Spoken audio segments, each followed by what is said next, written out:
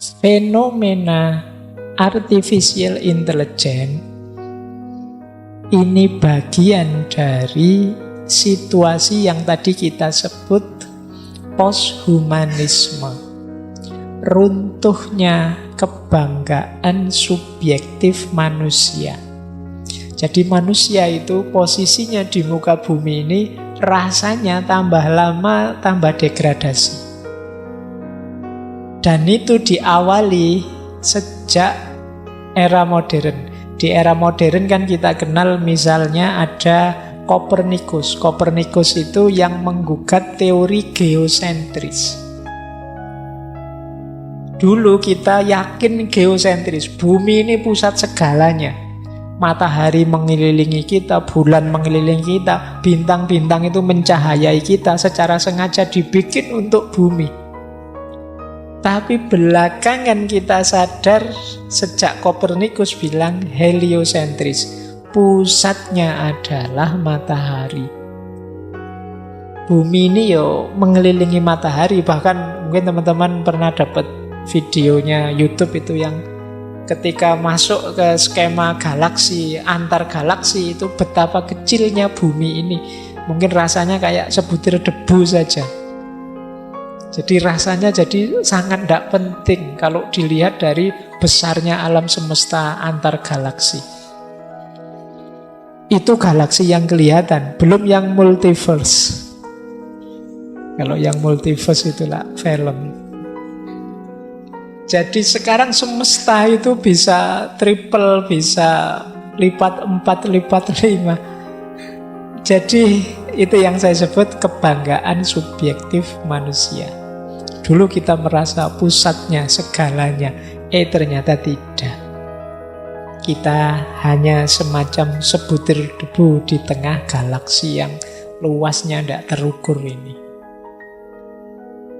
Itu kebanggaan pertama yang runtuh. Kebanggaan kedua, dulu kita mengklaim manusia itu makhluk perfect, istimewa, paling sempurna. Sebelum Darwin punya teori evolusi. Begitu Darwin mengeluarkan teori evolusinya ternyata kita ini hanya kelanjutan saja dari makhluk-makhluk sebelumnya. Mungkin dulunya hanya hewan bersel satu, yang mungkin kita lihat dengan mata telanjang tidak bisa. Terus berkembang sampai jadi manusia. Ya asal-usul kita dari situ, ternyata itu gaya Darwin. Nah, ini kan meruntuhkan kebanggaan. Kita kan dulu membayangkan manusia itu sejak awal fisiknya gagah ganteng seperti ini. Ternyata tidak. Buktinya tulang-tulang makhluk-makhluk manusia-manusia purba, Pithecanthropus, Meganthropus itu kalau direkonstruksi memang tidak jauh-jauh dari saudara kita yang itu. Mudahnya begitu. Ini kan meruntuhkan kebanggaan, keistimewaan yang kedua. Runtuh lagi dengan datangnya psikoanalisisnya Freud. Dulu kita mengganggakan manusia itu makhluk cerdas yang keistimewaannya adalah berpikir, hayawanun natik. Tapi sekarang hancur. Kenapa kata Freud manusia itu justru hidupnya banyak didorong oleh bawah sadarnya? Loh, katanya kemarin berpikir rasional, sekarang justru dikendalikan oleh bawah sadarnya. Bawah sadar itu kan mirip insting-insting kalau di binatang, di hewan. Nah ini bagi saya lagi-lagi runtuhnya kebanggaan kita yang subjektif sebagai manusia.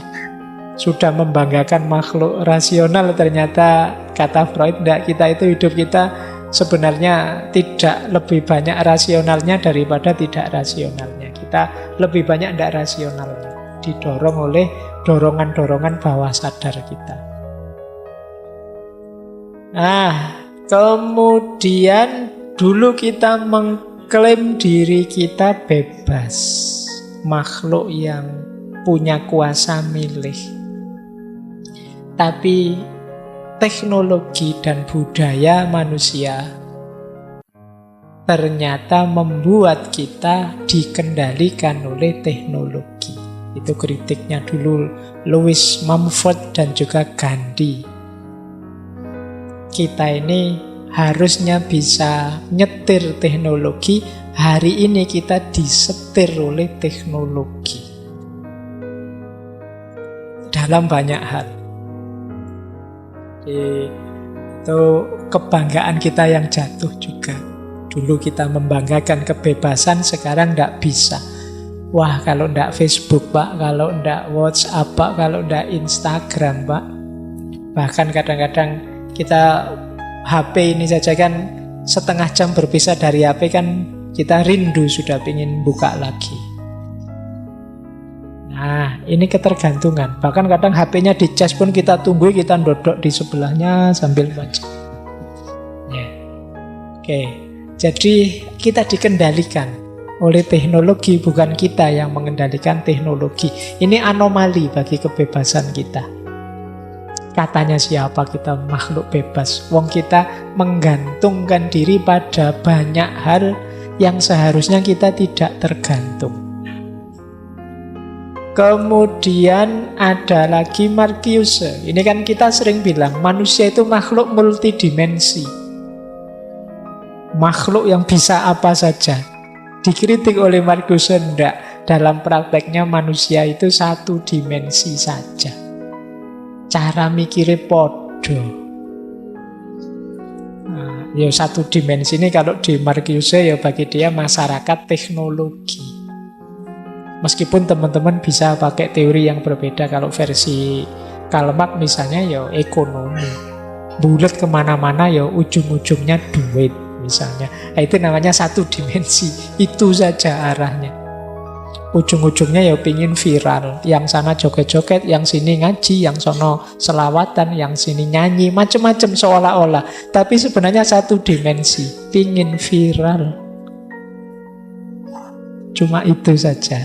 Nah, jadi klaim bahwa manusia itu macam-macam, ternyata tidak juga. Motifnya biasanya mengikuti budaya populer yang sedang berkembang. Jadi kita ini terus jadi satu dimensi. Nah, termasuk tadi kita ini mengklaim sebagai organisme, ya ternyata kita itu cyborg. 50% hidup kita dikendalikan oleh mesin. Baik, ini silahkan direnungi oleh teman-teman ya. Bahwa hidup kita hari ini, sisi kemanusiaan kita banyak terdegradasi. Khususnya oleh karya cipta kita sendiri. Kemungkinan karena kita meresponnya keliru, cara menyikapinya tidak pas.